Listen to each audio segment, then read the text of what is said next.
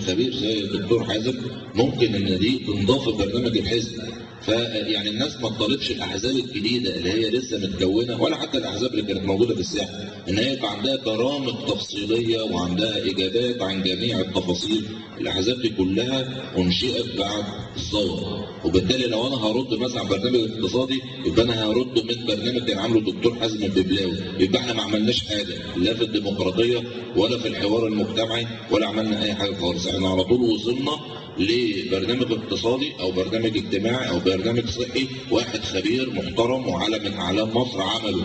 طب الحزب عمل ايه؟ ما عملش حاجه. احنا مش عايزين نوصل للطريقه دي، فلازم الناس تبقى فاهمه ان احنا في مرحله بناء، يعني احنا مش في مرحله تقييم. انا من وجهه نظري انا الشخصيه مثلا لما انضميت للحزب انا يعني قيمته من ناحيه الايديولوجيه او من ناحيه الافكار اللي موجوده معاه، لكن انا هقعد اقيم اعماله ايه؟ ما كانش فيه ممارسه حياه سياسيه. فالتقييم في وجهه نظري انا تقييم لاشخاص وتقييم لافكار وليس تقييم لخطط. هي خطط ما اتعملتش، ومفيش اي حزب ممكن يدعي ان هو عنده خطط اتناقشت جوه الحزب. عنده خطط بقى جاهزه من قبل كده، بس مش معناها ان هو ناقشها جوه الحزب لان هو لسه بيتكون او بيتكون. شكرا. الاسئله لسه كتيره قوي والوقت معانا طويل شويه، فانا هقترح اقتراح ممكن نستفيد بيه بالوقت بطريقتين. لو حد عنده تفكير او حابب ان هو ينضم للحزب يرفع ايده، هيجيله استماره لغايه عنده، ممكن ياخدها مع البيت، ممكن لو عايز يملاها هنا يملاها ويسلمها. لو حب يسلمها بعد يوم او يومين او اكتر ممكن عند الاستاذ مازن في المكتبه، لو الناس عندها مواعيد وهتحب تمشي. ده اقتراح لو حابين ان احنا ننفذه دلوقتي. اللي حابب يكمل فتره حتى اطول ويقعد بعد ما هنمشي مع الدكتور ايهاب ومهندس هشام برضو هيبقوا معانا فتره بعد ما نمشي نص ساعه تاني افيلابل للي عايزين يعني يتكلموا معاهم في موضوع الانضمام للحزب. اوكي، لو حابين اي حد حابب استماره دلوقتي يرفع ايده وهو في مكانه. اوكي، لسه بدري. الاسئله كتير. تمام. في البند السابع من الورقه اللي معانا ورقه مبادئ الحزب المصري الديمقراطي الاجتماعي، في سؤال على فقره اللي بتقول السلام العالمي والإقليمي في السطر الثاني مع مناهضة كل القوى والنظم العنصرية والمتعصبة والعدوانية. يقول لك أنت تقصد إيه؟ دي إسرائيل ولا حد تاني؟ إحنا ضد كل نظام قمعي. النظم القمعية موجودة في الدول العربية، النظم القمعية موجودة في إسرائيل، النظم القمعية موجودة في إيران. احنا مش هنقبل قمع من حماس او من حزب الله تحت شعار ان هم ضد الصهيونيه، ومش هنقبل قمع من اسرائيل تحت شعار ان احنا بنعمل ديمقراطيه. هم عندهم ديمقراطيه لطبقه معينه وعندهم قمع لطبقات اخرى. الحزب الديمقراطي الاجتماعي زي كل القوى المناديه بالحريه وبالمساواه هتفضل تقف ضد كل ممارسة فيها عنصرية أو تعصب أو قمع للحرية. في سؤال أنا حاسس إن هو سابق لأوانه قوي، بس يعني مين مرشح البحر الأحمر؟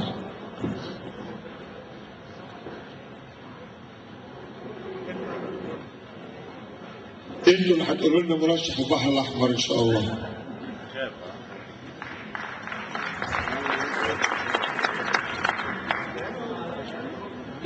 في سؤال عن لو الحزب لم يصل لهدفه في الوصول للسلطة، وطبعا ده هدف أي حزب سياسي إنه يصل للسلطة، إن لم يصل لهذا الهدف فما هو دور الحزب في المجتمع وهو خارج السلطة؟ شوف، أنا نزلت انتخابات نقابة الأطباء سنة 90 ببرنامج أو سنة 88 مع مجموعة يعني من القوى الوطنية وخسرت.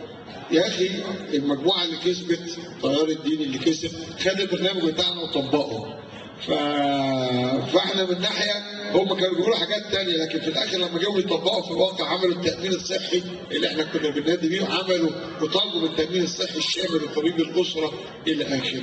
فالحزب مش بس بيكسب لما يوصل السلطه، الحزب بيكسب لما يقول صوته ولما يكون موجود في الساحه السياسيه في كل موقف. يعني احنا هنكون موجودين وهنتكلم ان شاء الله. هيكون لنا تمثيل قوي جدا في البرلمان اللي جاي ان شاء الله. البرلمان اللي جاي برلمان مصر المدنيه، مصر المبادئ الثريه والغنيه والتراث الحضاري الغني لمصر، واحنا هنكون فيه، واحنا على اي حال هنستمر في النضال من اجل الديمقراطيه والحريه في الكلام.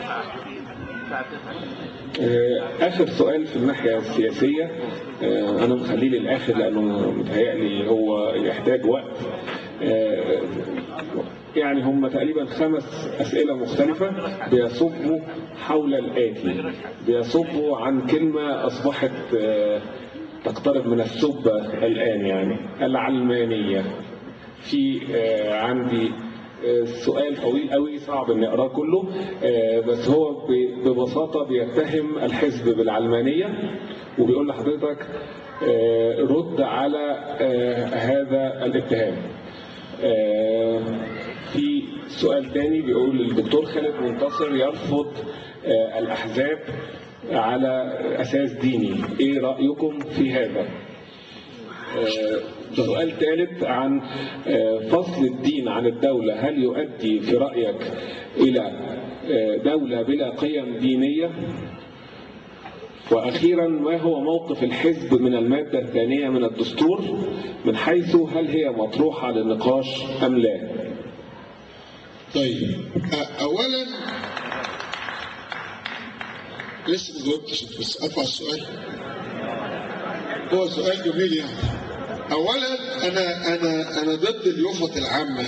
كلمه العلمانيه كلمه ملتبسه وليها معاني كتير جدا. يعني هتلر كان علماني، ونيلسون مانديلا علماني، وغاندي علماني، فانت تقصد مين فيهم؟ ففي علمانيه بمعنى استبدادي، وفي علمانيه بمعنى محاوله اقصاء المبادئ الدينيه تماما عن حياه الناس، واحنا ضد ده. احنا مع وعارفين انه مفيش حاجه اسمها تقصي. يعني كلمه فصل الدين عن الدوله دي ممكن تتفهم ان انت عايز تبتعد عن المبادئ الدينيه. مش ممكن. المبادئ الدينيه دي جزء مني وجزء منك وجزء من هشام وجزء من عماد وجزء من ايمن وجزء مننا كلنا. فالمبادئ الدينيه دي جوانا، لكن احنا بكل وضوح فقط ضد اساءه استخدام الدين في السياسه. يعني لما واحد يقول لي برلمانيه ولا رئاسيه، واحد يقول لي لا انت لو قلت رئاسيه تبقى حرام، او لو قلت برلمانيه تبقى حرام، ده اساءه دين، اساءه فهم الدين. لكن لما يكون الدين بيعلمني المساواه والعدل والحريه، انا هبتدي افكر واعرف انا هختار برلمانيه ولا رئاسيه. لما واحد يقول لي لا هي الدين هيحل لنا كل حاجه، طيب يا حبيبي يعني دلوقتي لما انت تقول كده نقول نعم ولا لا في التعديلات الدستوريه؟ الناس راحت على طول قالت لك نعم حلال ولا حرام. ده إساءة استخدام دين. احنا بقى ضد هذه الإساءة في استخدام الدين. احنا مع وهندافع عن حضور الدين الحقيقي في حياة الناس، في حياة المجتمع، لأن هذا الحضور هو حضور الله سبحانه وتعالى، هو حضور المبادئ، هو حضور العدل، هو حضور الحرية، ولا يمكن إبعاد هذا أبدا. ولكن نحن ضد من يسيء أو يدعي احتكار استخدام الدين أو يحاول فرض تفسير ديني خاص به على الآخرين باعتبار أنه الحق. فنحن مع المبادئ الدينية. لا يمكن أبدا أن نتخلى عن أن مبادئ الشريعة الإسلامية، لأن مبادئ الشريعة الإسلامية هي مبادئ الشريعة المسيحية، هي مبادئ شرائع الإنسان، هي المبادئ التي فطر الله سبحانه وتعالى بها الإنسان عليه، ونحن مع هذه المبادئ ومع بقاء هذه المبادئ.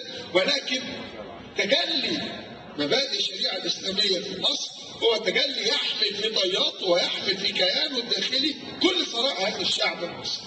وانا مع الاضافات اللي اقترحها المفكر الكبير والخيار مختلف عننا سياسيا الاستاذ الدكتور محمد سليم العوا، انه يجب ايضا ذكر ان المسيحيين يمكن ان يحتفلوا بشرائعهم، وتوضيح ان مصر بها خلفيات مختلفه وطبيعه مختلفه، مع الابقاء طبعا، ونحن مع الابقاء على حدود الدين الحي في حياه الناس، وضد اساءه استخدام الدين في السياسه.